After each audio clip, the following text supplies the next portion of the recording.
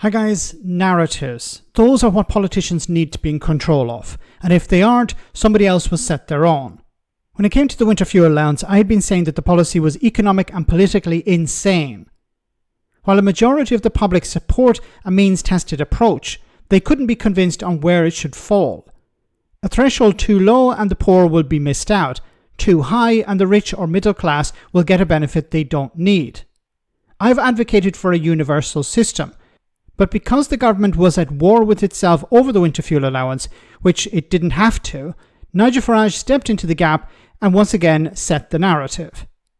This meant that when the government did U-turn, even though it wasn't a full one, Reform could claim a victory, and that they did. Thank you, and good afternoon, everybody. The Labour government are in a state of absolute blind panic. They're not quite sure what to do. I think it's pretty fair to say that Reform are leading now much of their agenda, certainly a lot of their narrative. There was no doubt that in the Runcorn by-election and in many of the English counties, one of the reasons that Labour did so badly was people felt aggrieved, especially those who'd worked through their lives and saved and had a small occupational pension.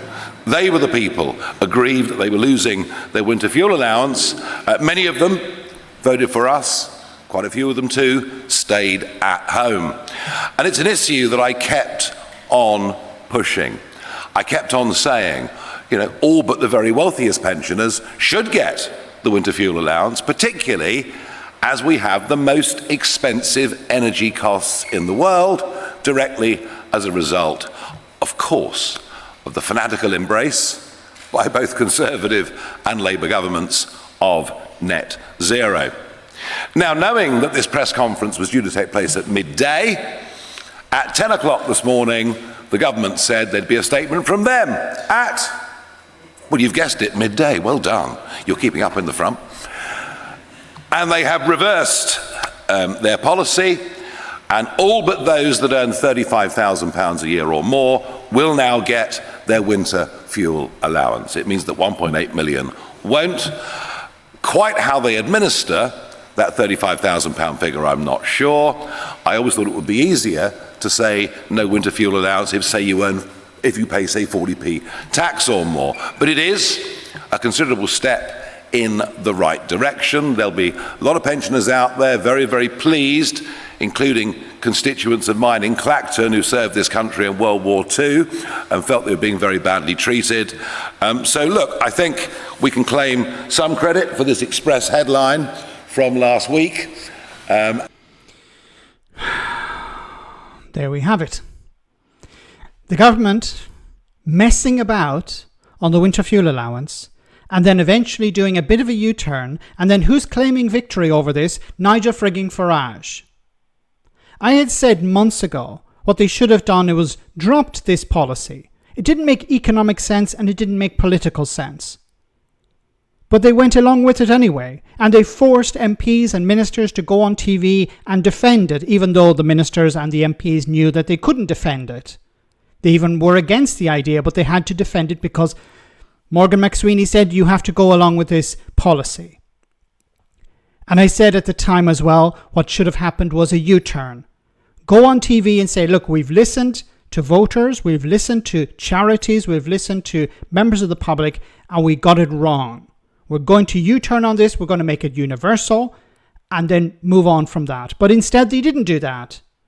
They allowed Nigel frigging Farage to set the narrative. And what is Farage doing? As always, taking advantage of the situation and claiming a victory. Was he instrumental? I don't think so.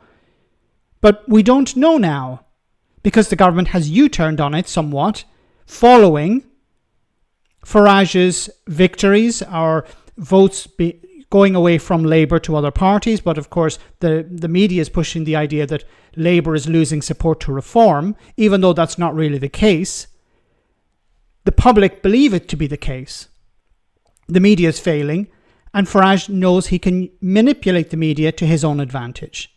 So there was an opportunity for the government to shut down the whole discussion about the winter fuel allowance, do a U-turn months ago, and take this issue off the table, but instead they decided to double down. And now they've U-turned when it's way too late. And who has benefited from this U-turn? Well, not the government. Nigel Farage has. Who the hell is in charge? Who's running the show? Do they actually know what they're doing? They need to look at policies and say, is this economically and politically sound? If it's not, don't go with it. Or if you have already implemented it, U-turn.